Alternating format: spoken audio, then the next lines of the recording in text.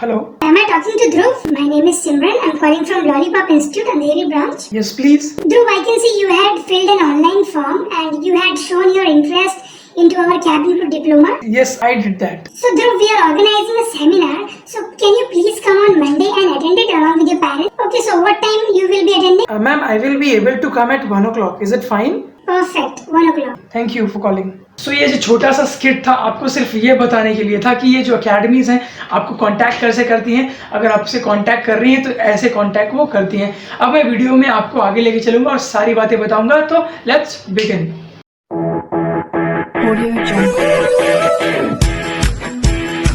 Hey guys, welcome back to Indian Aviation Jobs YouTube channel. My name is Nitin Singh and I am back with one more video, a brand new video about the reality of aviation academies, whether they are good or bad, and what are the things which are good and what are the things which are bad in aviation academies. So be with me in this video and we will be discussing all about it. But if you haven't subscribed my channel Indian Aviation Jobs, so please subscribe now and also press the bell icon that you do not miss any video next time.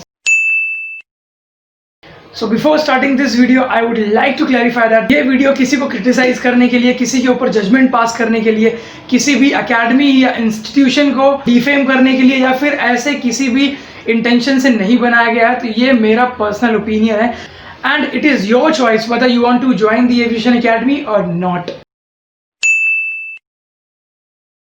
इस video में हम good और bad दोनों की बातें करेंगे। सबसे पहले हम बातें करते हैं बैड्स की, जो बुराइयां हैं एविएशन एकेडमीज में या फिर जो ऐप हैं उनके बारे में बात करेंगे।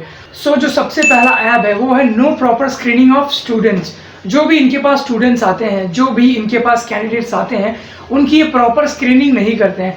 मुझे लगता है कि 90% ऑफ द इंस्टीट्यूट्स इनकी प्रॉपर स्क्रीनिंग नहीं करते हैं। आपको क्या लगता है, कमेंट करके बताइए। लेट्स सपोज किसी स्टूडेंट ने जिसकी की हाइट 154 है, मेल है वो, और वो कैबिन क्रू के लिए एडमिशन लेना चाहता है, तो ये एकेडमी उनको मना नहीं करती है, ये उसको ले लेंगी। Instead of telling that person कि भाई आपकी हाइट जो 170 होनी चाहिए, हमारा जो रिक्वायरमेंट है 170 की है, तो अगर आपका हाइट 170 नहीं है तो आप कैबिन क्रू नहीं बन पाओगे। ये सारी चीज़ें उस स्टूडेंट को एकेडमी में आने के बाद पता चलती है, जब वो ट्राई करना स्टार्ट करता है तब। ये सारी बातें उस स्टूडेंट को या फिर उस कैंडिडेट को तब पता चलती है जब वो एकेडमी में आता है और उसको नॉलेज मिलती है, तब उसको पता चलता है कि हाइट 155 है मेरी या फिर 160 है, 165 है, बट मेरी जो एक्चुअल हाइट है to become a cabin crew that has to be 170। So ये हो गया पहला पॉइंट। दूसरा पॉइंट है फेक जॉब प्रोमिसेस। एकेडमीज क्या करती हैं, वो बोलती हैं हम आपको 100% प्लेसमेंट या फिर 100% जॉब असिस्टेंस। 100% जॉब प्लेसमेंट की जो टर्म है उसको मैनिपुलेट करके ये उसको रिप्लेसमेंट में बदल देते हैं, और जब एकेडमी से कोर्स ख़त्म करने के बाद कैंडिडेट उनके सामने खड़ा होता है तो ये बोलते हैं कि हमने तो ऐसा कोई प्रॉमिस किया नहीं था, आपको खुद इंटरव्यू जाके देना पड़ेगा और आप खुद सेलेक्ट होते हो। और मैंने ऐसे बहुत लोग देखे हैं जो कि एकेडमी ज्वाइन करा, उन्होंने वहाँ से पूरा कोर्स ख़त्म किया, डिग्री डिप्लोमा जो लिया है लिया, उसके बाद उन्होंने अपने दम पर जॉब्स ली, उसके बाद में भी एकेडमीज उसका जो क्रेडिट है वो लेके चले जाते हैं। नेक्स्ट हम बात करेंगे फ़ीस के बारे में। जो एविएशन एकेडमीज होती है इनकी फ़ीस जो होती है बहुत ज़्यादा होती है। जो छोटे से छोटा इंस्टीट्यूट है उसकी फ़ीस 1 लाख से स्टार्ट होके जो बड़ा से बड़ा इंस्टीट्यूट है उसकी फ़ीस कम से कम 3 लाख रुपए तक आपको जाती है, जो कि बहुत हाई है। अगर एक मिडिल क्लास के फैमिली के बच्चे को एक 6 महीने के कोर्स के लिए 3 लाख रुपए भरने पड़े, जिसमें कि जॉब की श्योरिटी नहीं है और अश्योरेंस नहीं है, तो मुझे नहीं लगता ये कहीं से भी वाजिब है। तो ये एक बुरी चीज़ है कि बहुत ज़्यादा फीस ये चार्ज करते हैं। एविएशन एकेडमी से आप कोई भी कोर्स कर रहे हो, चाहे वो कैबिन क्रू है, चाहे वो ग्राउंड स्टाफ है, जॉब प्लेसमेंट की गारंटी नहीं रहती है। जो भी प्रोमिसेस होते हैं ऑलमोस्ट 90% फेक होते हैं। मैं तो कहूँगा 99% ऑलमोस्ट फेक होते हैं। आपको खुद जाके इंटरव्यू देना पड़ता है और आपको खुद जाके अपने मेहनत पे, अपने दम पे जॉब हासिल करनी पड़ती है। और बहुत सारे इंस्टीट्यूट ऐसे भी हैं जो कि आपको दावा करते हैं कि हम आपको कैंपस प्लेसमेंट करवा के देंगे, जो कि 95% टाइम्स नहीं होता है, because there are no interviews. Instead वो आपको किसी होटल की, किसी रिटेल स्टोर की, किसी मॉल की या फिर किसी भी XYZ मार्केटिंग जॉब में आपको वो एक प्लेसमेंट करवा देंगे, किसी होटल में जॉब करवा देंगे, प्लेसमेंट करवा देंगे, तब आपको बोलेंगे कि ये हमारी होगी प्लेसमेंट। एयरलाइंस में ही प्लेसमेंट आपको मिलेगी, you can't be sure.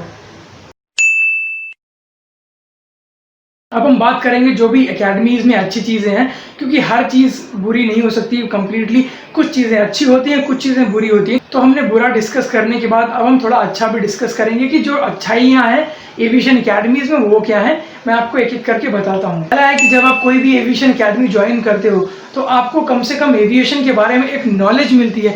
You get to know about the aviation, that what are the planes, what is the airport, what is the cabin crew and ground staff. So इन सब चीज़ों के बारे में जो आपकी अवेयरनेस है वो मिलती है आपको, that you start to like the aviation industry. आपको क्रू अच्छे लगने लगते हैं, आपको पायलट अच्छे लगने लगते हैं, तो ये होता है। दूसरी जो चीज़ है, आप इन सब चीज़ों को देखने के बाद आप एक एम्बिशियस इंसान बन जाते हो, क्योंकि जब आप कुछ देखते हो तो आप उसके जैसा बनने का एस्पायर करते हो, आप उसके जैसा बनना चाहते हो। सपोज आपने कैबिन क्रू देखा और आपने कैबिन क्रू की पढ़ाई कर रहे हो तो आप एक कैबिन क्रू ही बनना चाहोगे। सपोज मैंने ग्राउंड स्टाफ देखा या पायलट देखा, जो भी XYZ, you take example of anything, आप वही बनना चाहोगे।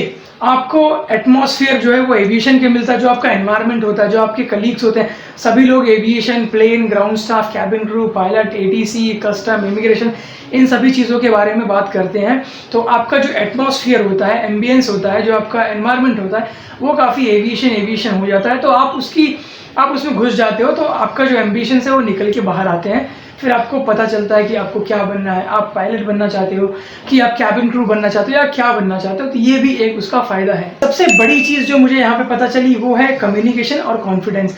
जैसे कि आप आपके क्लासमेट के साथ में, आपके कलीग्स के साथ में जो आपके साथ पढ़ रहे हैं या फिर आपके साथ में जो कोर्स कर रहे हैं, डिप्लोमा या डिग्री जो भी कर रहे हैं, उनके साथ जब आप इंटरेक्ट करते हो, क्योंकि आपके घर से नहीं है, आप आपके कंफर्ट जोन से बाहर निकल के आपकी पर्सनालिटी एक डेवलप होती है, आप सीखते हो चीज़ों को, आपकी कम्युनिकेशन में सुधार होता है, आपका जो कॉन्फिडेंस है वो बढ़ता है। जब आप पब्लिक स्पीकिंग करते हो, सपोज आपको क्लास में उठा दिया गया, please tell me about this thing, आपका जो स्किल इन्हांसमेंट है वो होता है और फिर आपको चीज़ों के बारे में पता चलता है और आप एक कॉन्फिडेंट इंसान बनते हो अपनी लाइफ में। ये भी एक चीज़ मैंने नोटिस करी है।